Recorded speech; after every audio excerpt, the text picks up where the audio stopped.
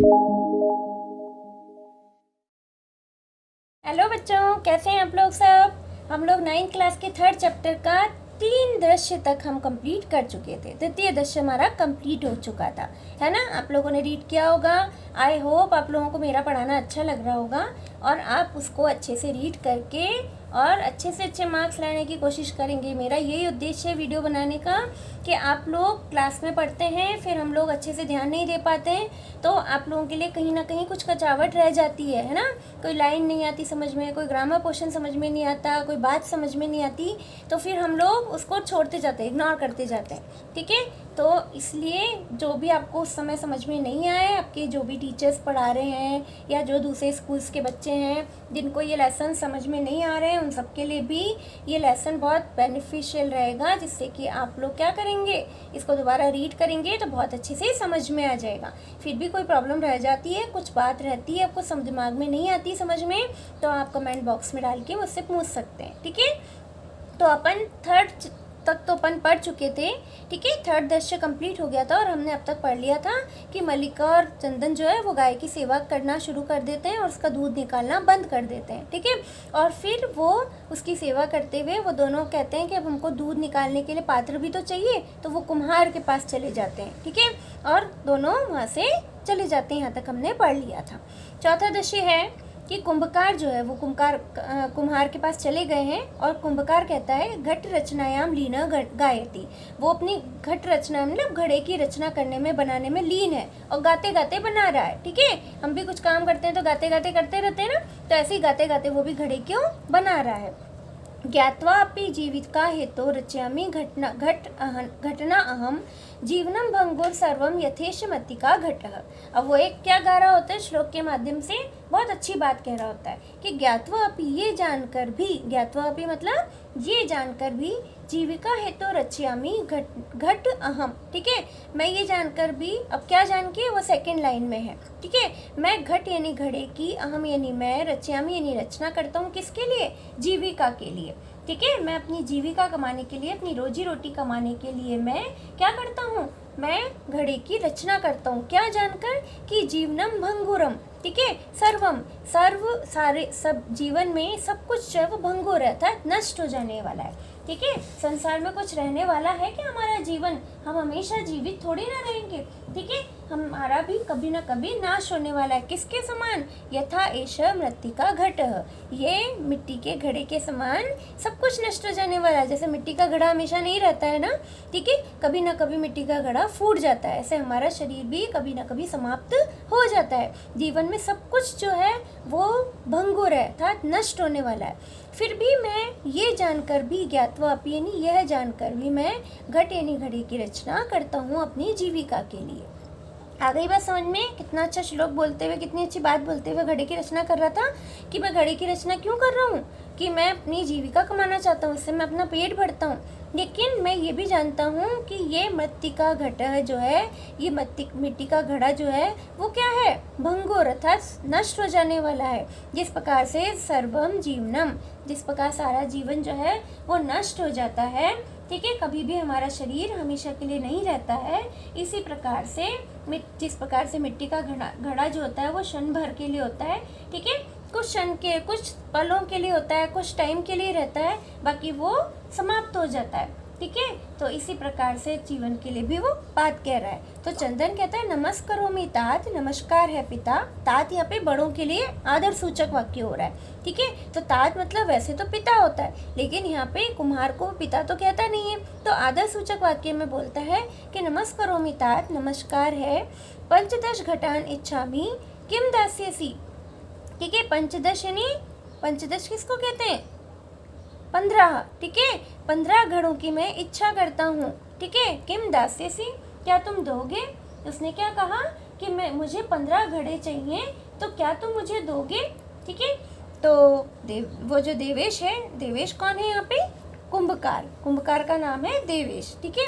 तो देवेश कहता है कथम ना, क्यों नहीं दूंगा, ठीक है। वो जो है वो कहता है कि क्यों नहीं दूंगा मैं, ना 15 घड़े यदि आप चाहते हो तो मैं क्यों नहीं दूंगा। कथम न विक्रणाय एव एते, ये सब बेचने के लिए ही तो है। विक्रणाय मतलब बेचने के लिए, एव मतलब ही, एते मतलब ये सब बेचने के लिए ही तो रखे हुए हैं। ग्रहणान घटान, घड़ों को ग्रहण कर लो, घड़े को ले लो तुम, ठीक है। तो वो क्या कहता है, और पंचशतोत्तर रुपये काढ़ी चरे ही, और ये घड़े सब ले लो। और पंचशतोत्तर मतलब कितने, 500 रुपये। पंचशत उत्तर यानी 500 रुपये जो है वो मुझको दे दो। ये सारे घड़े ले जाओ, 15 घड़े जो तुम्हें चाहिए, और तुम मुझे 500 रुपये दे दो, ठीक है। तो चंदन क्या कहता है, साधु ठीक है, पर मूल्यम तो दुग्धम विक्री एव दातुम शक्यते। ये तो ठीक है कि 500 रुपये देने हैं, लेकिन लेकिन मूल्य जो है, आपको जो पैसे हैं वो तो दुग्धम विक्री है, जब दूध बिक जाएगा, एव दातुम शक्यते, तभी दे सकते हैं। वो तो दूध के बिकने पर ही हम मूल्य चुका सकते हैं। क्या कहा गया चंदन के द्वारा कि ये घड़ों का मूल्य तो ठीक है, लेकिन साधु मतलब ठीक है, ठीक है। चंदन ने कहा ठीक है, पर मूल्य तो मैं कब दूंगा, जब दूध विक्री मतलब बिक जाएगा, ठीक है। तो मूल्य तो दूध के बेचने पर ही दे सकते हैं। तो देवेश जो था, जो कुम्हार, उसने कहा क्षम्यताम पुत्र, क्षमा करो पुत्र, मूल्य बिना तो एकम अपि घटम न दास्यामि, मूल्य के बिना तो मैं एक भी घड़ा नहीं दूंगा, ठीक है। जब तक पैसे नहीं मिलेंगे तब तक तो मैं एक भी घड़ा नहीं दूंगा। आ गई बात समझ में। तो मल्लिका ने कहा कि स्व आभूषणम दातुम इच्छति, उसने अपने जो आभूषण पहने हुए थे, ठीक है, जो अपने गहने पहने हुए थे, उसने वो देने की इच्छा प्रकट की, क्योंकि पैसे तो उन दोनों के पास थे नहीं, ठीक है। तो उसने अपने गहने उतार के देने की इच्छा की। तात यदि अधुना ए मूल्यम आवश्यकम तरहि गृह्णान एतत् आभूषणम, उसने कहा कि तात यदि अभी ही मूल्य की आवश्यकता है, यदि अभी मूल्य देना है, तो तरहि मतलब तो ग्रहण एतत् आभूषणम, तो ये आभूषण ग्रहण कर लो आप, ठीक है, क्योंकि मूल्य तो हमारे पास अभी है नहीं, तो आप मेरे ये आभूषण ही ग्रहण कर लो। तो देवेश कहता है पुत्री न अहम पाप कर्मम करोमि, मैं यह पाप कर्म नहीं करता हूँ या करूँगा, ठीक है। पुत्री, उसने कहा कि पुत्री मैं ये पाप कर्म नहीं करता हूँ, ठीक है। उसने कहा कि ये तुम आभूषण उतार के दे रही हो, तो वो तो बहुत बड़े थे ना कुंभकार उन बच्चों से, ठीक है, ये तो बहुत छोटे थे चंदन और तो उसने कहा कि ये पाप कर्म मैं नहीं कर सकता। कथमपि न इच्छामि त्वाम आभूषणम विहीना कर्तुम, मैं ये कभी इच्छा नहीं करूँगा। कथमपि न इच्छामि, कभी इच्छा नहीं करता हूँ कि तुम जो है आभूषण से विहीन हो जाओ। मैं तुम्हें आभूषणों से विहीन मतलब बिना आभूषण के करने की इच्छा मेरी कभी भी नहीं होगी, ठीक है। उसने कहा कि मैं तुम्हें कभी भी आभूषण से रहित नहीं कर सकता हूँ। नयतु यथा अभिलिषितान घटान, तो उसने कहा कि नयतु ले जाओ यथा अभिलषितान घटान, जितनी अभिलाषा है, जितनी तुम्हारी इच्छा है, उतने घड़ों को तुम नयतु मतलब ले जाओ, ठीक है। कई दुकानदार होते हैं ना बेटा, अपने साथ भी होता है, कभी कभी अपने पास पैसे कम पड़ जाते हैं या नहीं लेके आते हैं, तो अपन कह देते हैं अंकल मैं बाद में देके जाऊंगा, ठीक है। तो ऐसा ही उन दोनों के साथ भी हुआ। उन दोनों ने कहा कि अभी तो पैसे हम नहीं दे सकते, गहने उतार के दिए, तो वो जो कुम्हार था उसका दिल पसीज गया। उसने कहा मैं किसी के गहने लेके तो ना किसी को घड़े दूंगा। उसने क्या कहा, नए तू ले जाओ, ठीक है, यथा अभिलषितान, जितनी तुम्हारी अभिलाषा है, जितने तुम्हें घड़े चाहिए उतने तुम ले जाओ, ठीक है। दुग्धम विक्रिय एवं घटम मूल्यम ददातु, दूध बेचकर ही इन घड़ों का मूल्य तुम दे देना, ठीक है। दूध विक्रिय, दूध को बेचकर इन घड़ों का मूल्य दे देना। तो उभो कहते हैं दोनों को। कौन दोनों? जो मल्लिका और चंदन थे, वो दोनों एक साथ बोले कि धन्य असी तात, आप धन्य हो तात, ठीक है, धन्य असी, तुम धन्य हो। ये पांचवा दशे स्टार्ट हो जाता है। इसके बाद यहाँ तक समाप्त हो गया, उनको घड़े मिल गए। अब क्या हुआ, मासानंतरम संध्या कालह, पांचवा दशे शुरू हो गया है और महीने का अंत है, ठीक है। महीने के अंत में जो है उनको दूध देना था ना, तो महीने का अंत है और संध्या काल है, शाम का समय हो रहा है। एकत्र रिक्ता नूतन घटा संति, ठीक है, एकत्र हुए हुए हैं बहुत सारे घड़े, रिक्त मतलब खाली, नूतन घटा नए घड़े जो हैं वो एक जगह पे रखे हुए हैं, ठीक है। नए घड़े जो हैं वो नए खाली घड़े इकट्ठे रखे हुए हैं, एकत्र होके रखे हुए हैं, यानी इकट्ठे रखे हुए हैं नए खाली घड़े, ठीक है, रिक्त मतलब खाली, खाली है, अभी दूध तो निकाला ही नहीं उन्होंने, ठीक है। तो महीने के अनंतरम, एक महीना कंप्लीट हो चुका है और संध्या का समय है, शाम का समय है, खाली घड़े जो है वो एक साथ रखे हुए हैं। दुग्ध क्रेतार अन्य च ग्रामवासीना अपरत्र आसीना, ठीक है। और जो दूध के खरीदने वाले हैं, दुग्ध क्रेतार मतलब दूध के खरीदने वाले, तथा दूसरे जो ग्रामवासी हैं, ठीक है, वो सब जो हैं दूसरी ओर बैठे हुए हैं, ठीक है।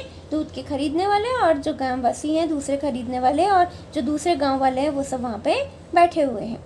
चंदन कहता है कि धेनु प्रणम्य, पहले वो गाय को प्रणाम करता है और फिर मंगलाचरणम विधाय, मंगलाचरण करके मतलब उसकी पूजा पाठ करके मल्लिका आव्यति, मल्लिका को बुलाता है और कहता है मल्लिके सत्वरम आगच्छ, शीघ्र आ जाओ। उसने कहा मल्लिका को कि शीघ्र जल्दी आओ। मल्लिका कहते हैं आयामी नाथ, आती हूँ नाथ, दोहनम आरभस्व तावत, तब तक आप दुग्ध दोहन का कार्य आरंभ करें, मैं आ रही हूँ, ठीक है।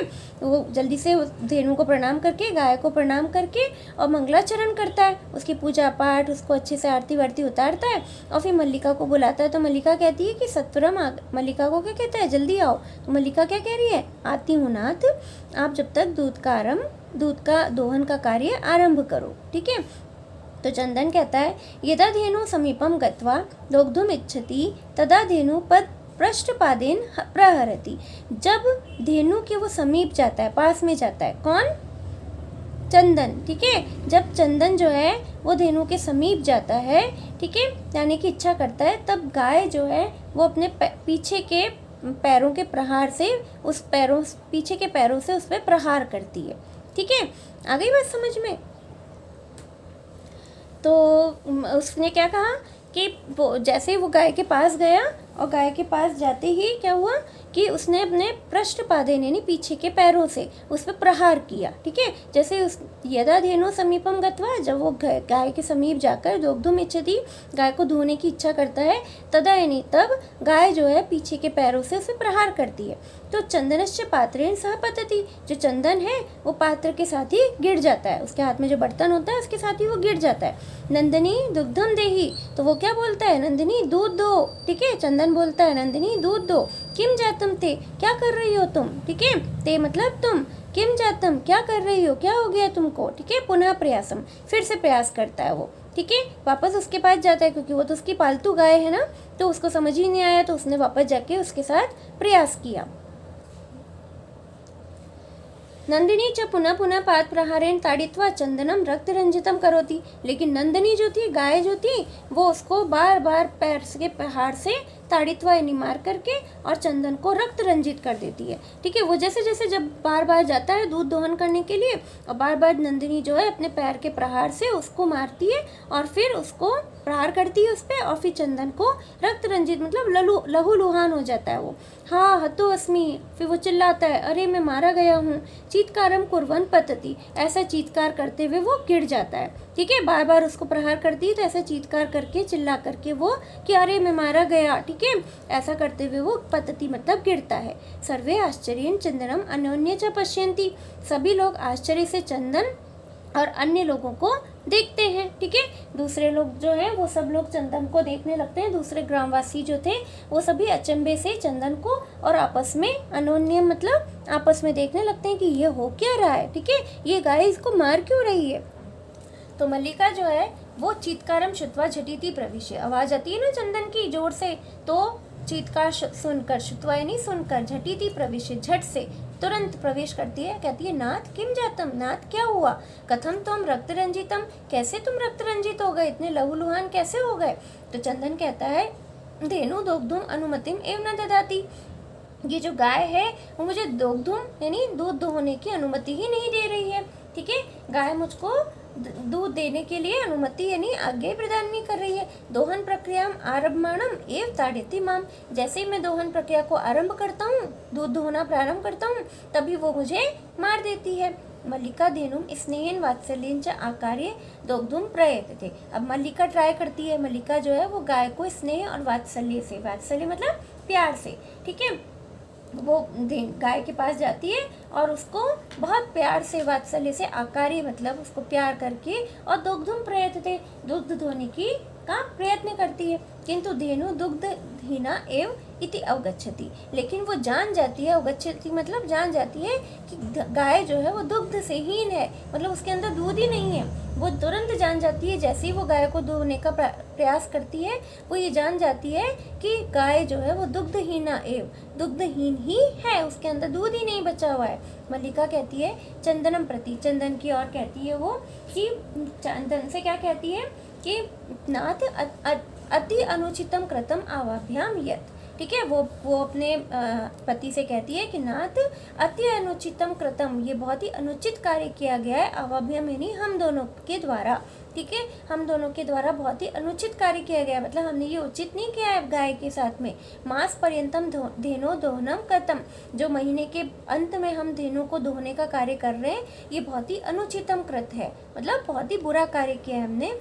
सा पीड़म अनुभवती, वो पीड़ा का अनुभव कर रही है, ठीक है, उसे दर्द हो रहा है। अतएव ताड़यति, इसलिए वो मार रही है, ठीक है।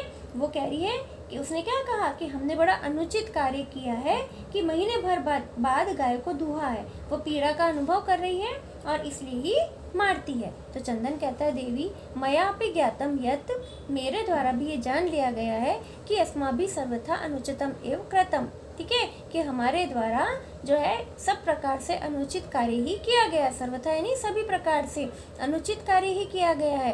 कि यत मतलब कि पूर्ण मास पर्यंतम दोहनम न कृतम, पूरे महीने भर तक हमने दूध का दोहन नहीं किया। अतएव इसलिए ही जो है दुग्ध शुष्कम जातम, दूध सूख गया है। सत्यम एव उक्तम, सत्य ही कहा गया है कि, तो एक श्लोक के माध्यम से बताया उसने, उन्होंने महीने भर तक दूध नहीं दुआ था ना, तो क्या हुआ था, दूध जो था गाय का सूख गया था, ठीक है। और दूध जब का दूध सूख गया था, तो जब गाय का दूध दोहन कार्य शुरू हो रहा था तो गाय को पीड़ा हो रही थी, ठीक है, गाय में से दूध नहीं निकल रहा था तो गाय को दर्द हो रहा था, तो इसलिए वो उसको मार रही थी।